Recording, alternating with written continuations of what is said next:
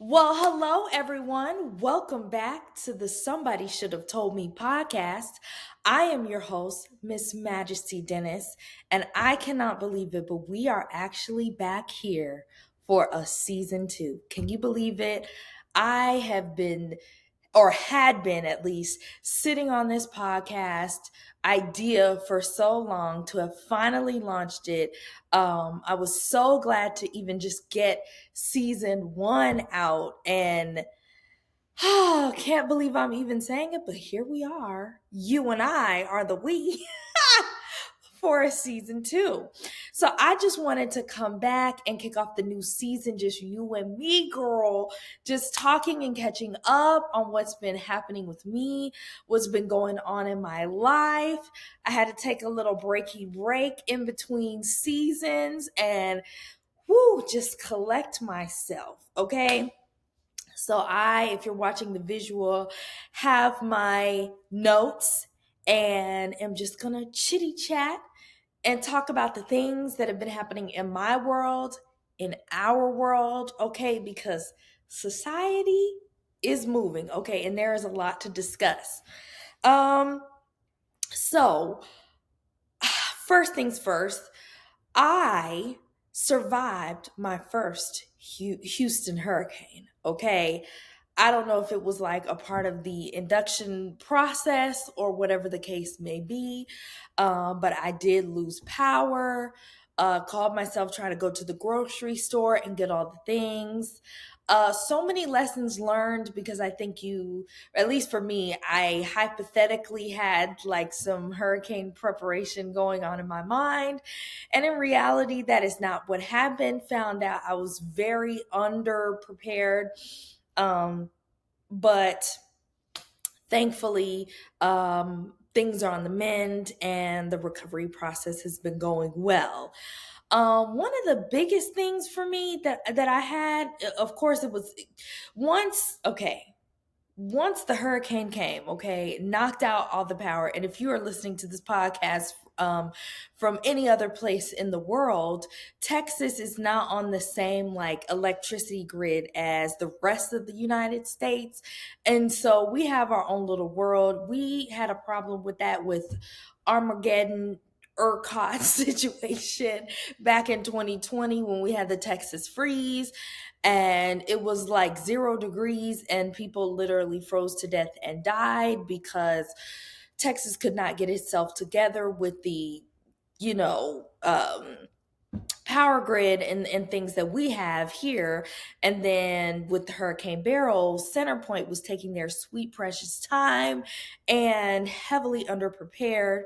And so after the rain came, wind blew, okay, then the people were several days without power. Some people, I think, went up to 2 weeks without power. I did not have to go that long by the grace of God.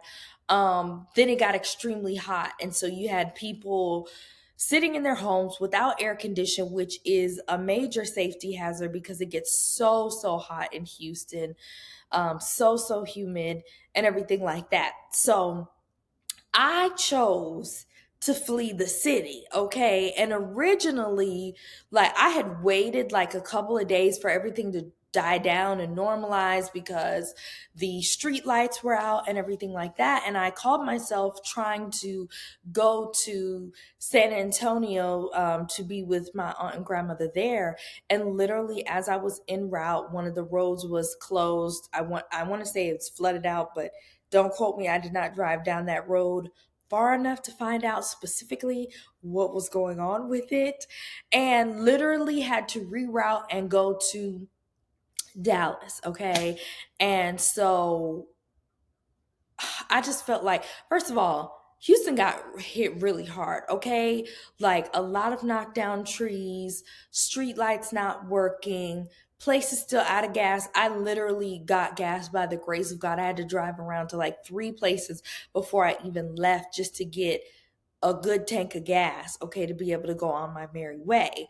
Um, Different restaurants were like shut down. I mean, some were open. It just was very spotty, and I'm sure it took a long time to get the city to to operate, and get everything together. And there are still some places where I live that have not come and picked up the debris. So if anyone who lives local to Houston, you can let me know in the comments what's going on with that, because why is it taking so long?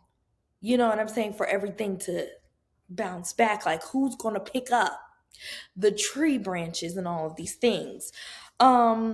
So with that being said, I have been in Dallas for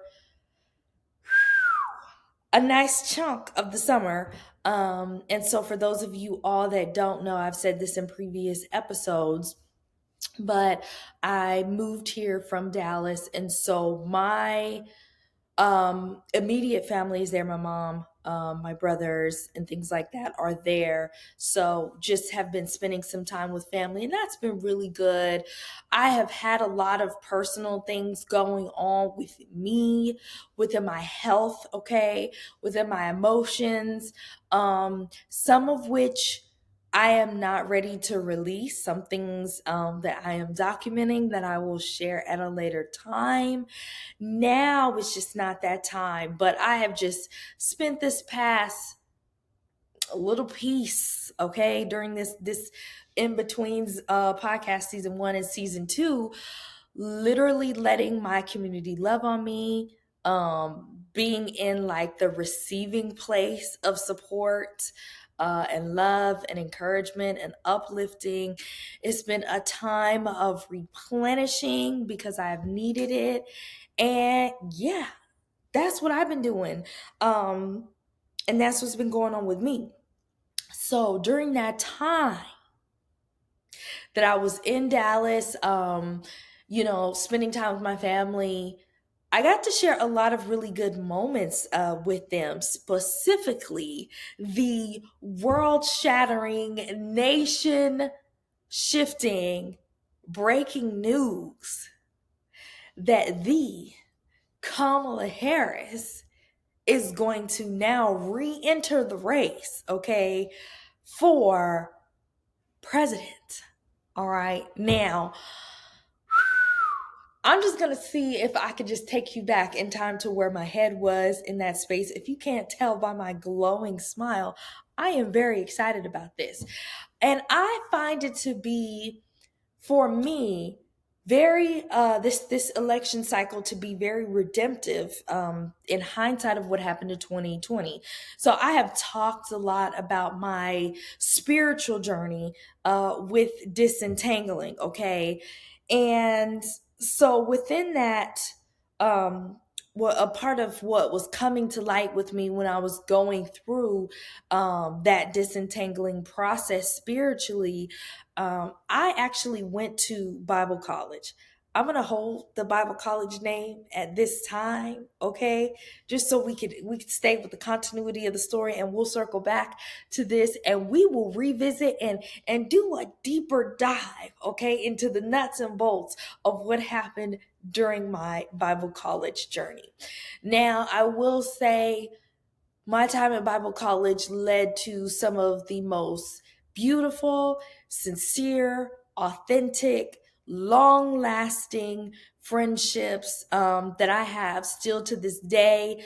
Getting to reconnect with one of my best friends in Dallas and just see her and her kids there, my godchildren, and her newest addition to the family, her daughter, which last I left off seeing them, she was pregnant. And so I am just really blessed from the relationships that I found there. But on the downside, one of the hard things to deal with there was that the school that I went to had a heavily, heavily Republican political agenda. And always when I was growing up, I just felt like I was definitely a vulture values type of girl. And just as I have seen the political landscape move, I no longer feel that my spiritual beliefs um, can be effectively, I no longer feel that I no longer feel that my spiritual beliefs can be effectually encapsulated in a political party. I think that the scripture is so much more than that. I think that the spirit of God is so much more than that. I think that life is so much more than a lot of the extremism that we see demonstrated. But the environment that I was in literally was like the most polarizing, politically fueled system, like what we see in the news today that we often feel like is over exaggerated. That was the reality of the environment that I was living in. And so the teaching there was like, if you don't vote this way, you're not a Christian, you are rebelling against the will of God. Even though in my reality, I knew people that were heavily saved and heavily anointed that resonated with both sides of the aisle. I know some amazing spirit filled Democrats, I know some amazing spirit filled Republicans, both who have lent amazing relationships to me. And so it was just a very sour time for me watching what was happening and seeing um, how I really feel like my Bible college misrepresented the Spirit of God through how they approach politics. And because of the relationships that I have in my ministry background, I was seeing a lot of people flopping with misrepresenting what they believe to spiritually be on the horizon as far as politics. People acting like Trump is the second coming of Christ. All of these things, were happening, down to literally seeing my professors from Bible college who were at the Capitol on January 6th on Facebook Live. I'm not talking about me watching the news and then panning the camera. I'm talking about I'm getting the up close exclusive, because here are my professors who were teaching me the word, the holy word, okay, down to the Capitol on January 6th. So I was really taken aback because I was watching people who had a great deal of spiritual credibility, okay, literally not even like backtrack what they were prophesying. Like, this is a great time to repent. This is a great time to, you know what I'm saying? Just be like, I missed it. Just take the L. It's okay. You're still called of God, even if you know what I'm saying? Like, miss it a little bit. So that was a very hard time for me to watch. And now me just feeling like I have the freedom to think for myself, do my own research, vote for who I want to vote for, um, has just been really refreshing this time around, and also to not allow myself to be manipulated into what I should think, and also not thinking that one of either of these political parties is where your salvation lies. Will these decisions heavily affect us? Yes. And will these decisions heavily affect the world we are living in? Absolutely. But God is so much more than the political party, especially with him being Lord of all, like King of Kings. There are so many parts of the world that don't even ascribe to democracy in any way, and still have, you know what I'm saying, a spiritual experience wherever these people are in the other countries that they live in. So I said all that to say, okay, I got the chance to watch the debate, with my family and with my mom, which is such a new experience for us because growing up, my mom was in ministry, but also, more recently, over the last few years, became the first Black female mayor of Wilmer, Texas. And so us getting to tap into that together was just really fun for us, and just getting to talk and bounce ideas off of one another, whether it's our excitements, our fears, all of those things. It was just so good to have that opportunity to share that with her. So, anyways, it all started out with us watching the debate. And truth be told, I didn't even watch the whole thing because President Biden was a little bit slow. Okay. It just, for me, I wasn't even thinking like a thing against age. To me, what I was watching was a bit of cognitive decline. Like in the times where he was kind of clapping back, his voice wasn't as strong. You know what I'm saying? For the potency of his words to really be able to be felt the way that he was trying to deliver in the debate. So, anyways, the people went and put pressure on him after that debate, and ultimately, one thing led to another, and he has decided he's going to finish out his current term, but not seeking reelection. Now, when I saw this post, this was about 30 minutes after everything had happened, and uh, so he hadn't yet set, endorsed Kamala, and he hadn't yet endorsed Kamala. And so moments later, just like moments later, you see them put out a letter on Twitter. And so part of me was kind of like, first of all, is this even real? Is this even happening? I am elated, okay? A Black woman and who really has a shot, like this can really happen. I am so excited for that. I am rooting for her. I think she has the professionalism, the decorum, the class, the intellect, the grit. I think she will be able to clap back the way she needs to be able to clap back. I think she is sharp. I think she is smart, and all the things. And so I'm rooting for her. I'm excited for her.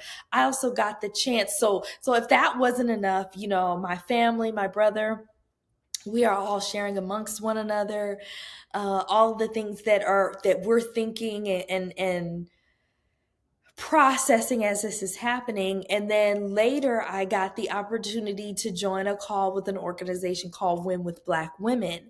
And on that call, listen, there ended up being 44,000 women on the call who were able to come together and raise like $1.5 million in 2 hours. The thing I love about it is that when we even just got the letter, okay, when it was posted down to the Twitter, Black women did not ask any questions. We didn't have no talking points. We didn't know nothing, no slogan, no running mate. Black women were like, we will do it. We will fix it. I don't know who appointed us, but the delegation was on the call. Okay, we will get the money. We will find the link. And literally just watching this historical and monumental time come into play all at once, was just so beautiful and so rich to be like, for Black women to just be like, I got to ride. When it comes to my sis, I got to ride. No questions asked. Here we go. Let's do it. We don't know what the talking points are. We're just here for Kamala. We trust her leadership. It was just a beautiful thing to see everyone put everything aside and come together. Literally, if you know anything about Zoom that was on this Zoom call,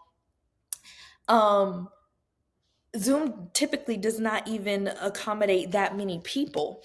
And uh, the COO of Zoom, I believe, is a Black woman, and was able to go in there and have those engineers rejigger some things and let those people keep coming into that call.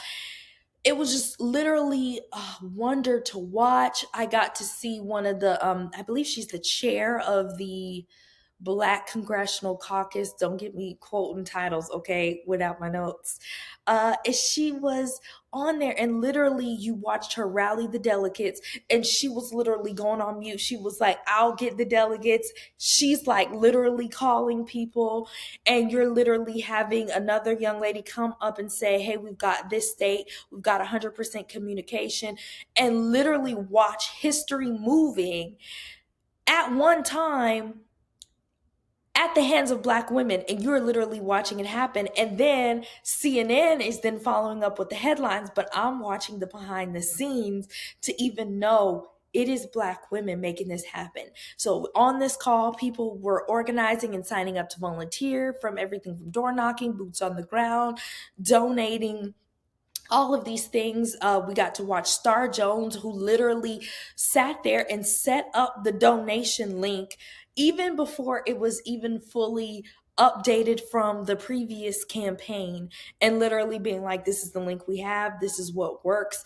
So literally it just start from inception. If I didn't have, any excitement of that day, that thing just continued, and it was literally a miracle to be a part of.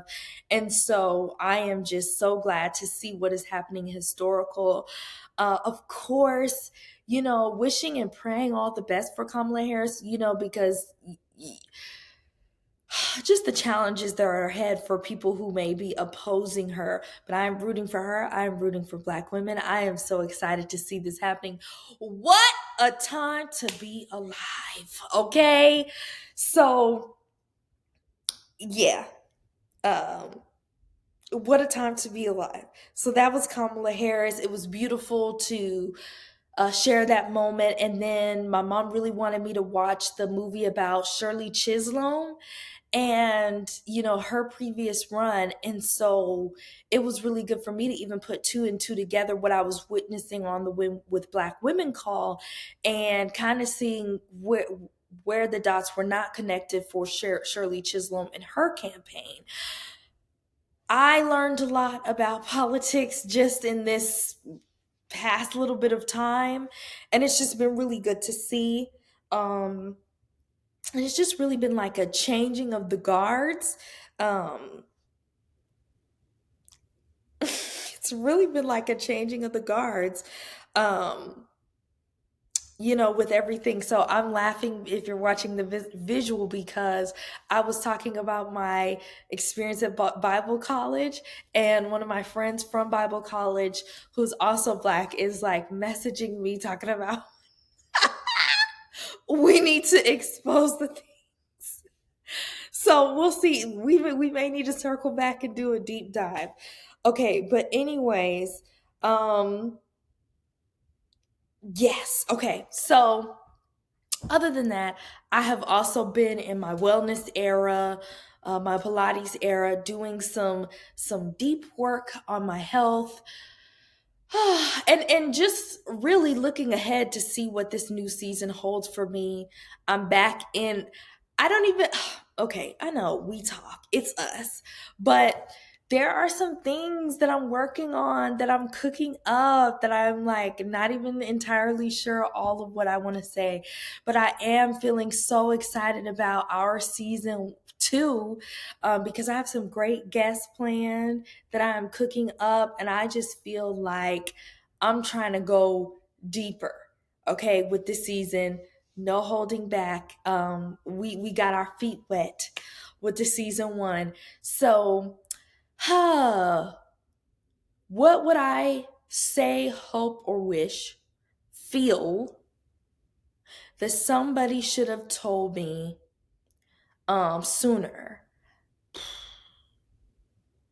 I'm going to say start where you are, because even in my little breaky break, I wanted to do more batch recording.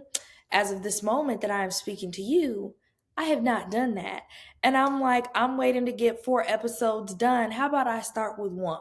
Okay. And by the time this episode comes out next week, I'll have the next one. And if I got time to batch record and we get everything together by then, it'll be all good. And just go from there. So I would say to you all, start with where you are.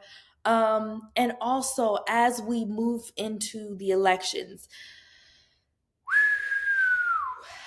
times are high. Like, do not underestimate what is ahead of us. I am feeling so uplifted, so faith filled, in the sense of like, God, you blessed Kamala Harris, okay, with over $150 million in 24 hours. Surely I know you have a plan for me. There are some projects that I am trying to push out in this what are we almost about last quarter of 2024, and I am not going to let up. I enjoy doing this podcast so much. I love talking to you guys. It has been therapeutic. I really enjoyed this. I'm enjoying growing at it, and I want to continue this journey with you all. So, excuse me. So sorry. So holler at me at the comments. Let me know what you're feeling, how your summer was. Let's catch up and do all the things because I believe I'm cooking for this season too. I am so excited for the people that are coming. And I will say this podcast season 2, get ready to get back in your bag. I love you all. Wherever you are watching or listening to this video, please make sure that you subscribe to our YouTube channel, subscribe to our podcast. Leave us a great review, a 5-star review. Share this with a friend. Send it to someone via text message, and subscribe. And I will talk to you all the next time.